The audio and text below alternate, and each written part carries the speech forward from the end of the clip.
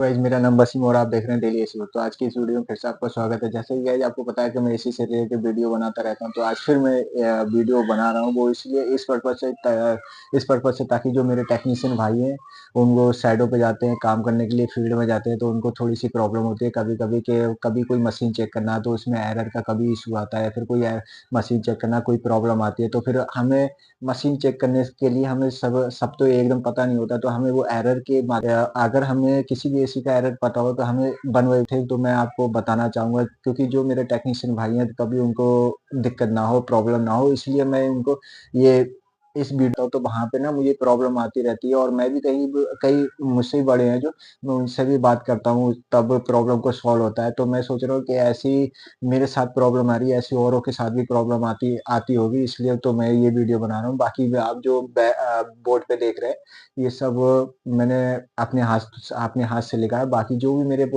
पास में जो भी कोड थे उन्हीं को बता रहा हूँ मैं। तो गाइस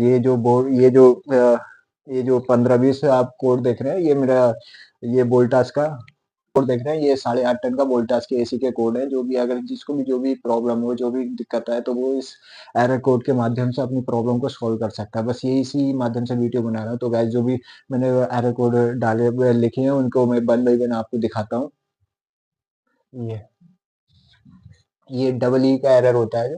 ये डबल ई का एरर होता है indoor unit EPM model, EPM fault. वो इसलिए होता है कि वो जो इंडोर की जो वो होते हैं पीसीबी होती है, ये उसका है, ये उसका इसका फॉल्ट है। तो हमें उसके इंडोर की पीसीबी को चेक करेंगे, तो इंडोर की पीसीबी को चेक करेंगे तो हमें इसका फॉल्ट मिल जाएगा। और ई वन का होता है इंडोर फैन मोटर। तो वोल्टास के जितने भी एसी हैं, वोल्टास के मतलब इस मॉडल वोल्टास का 8.5 टन का है, 5 टन का है, फिर 3 टन का, जितने भी एसी हैं थ्री फेस के, उनमें उनमें ई वन का एरर आएगा इंडोर फैन मोटर का है। तो आप नोट कर लेना। बाकी ई टू का एरर है, जो ई टू का एरर है इंडोर पीसीबी जीरो क्रॉसिंग। जो इंडोर की पीसीबी होती है उसका जो कंपोनेंट होता है वो सही से काम नहीं करता, इसलिए मतलब जो भी इंडोर की पीसीबी का ही है, जो भी इंडोर की पीसीबी जीरो क्रॉसिंग फॉल्ट है, ये भी इंडोर का ही है। बाकी ये ई थ्री ई three indoor evaporator temperature sensor.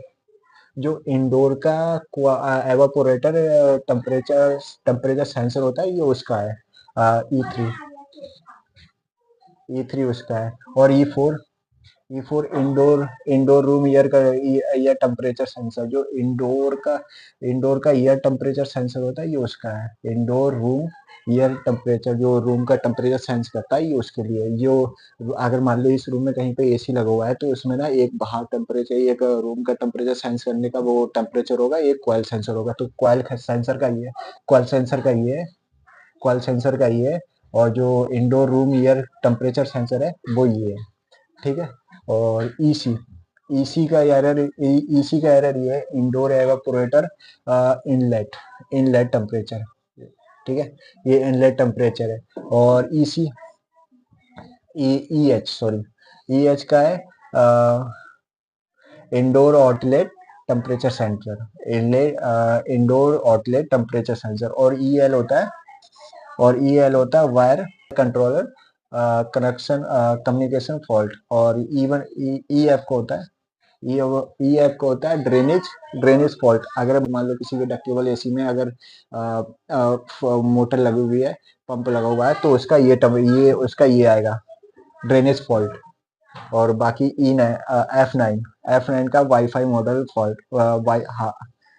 Wifi एक जगह मैं काम कर रहा हूँ, तो वहाँ पे बहुत जूडियो की ज्यादा साइड होती है। तो जूडियो की जो साइड होती है तो उसमें ना एक डिवाइस लगाते हैं जो कि बाहर से बस एक सर्वर रूम से उन्हीं एसी को चलाएगा,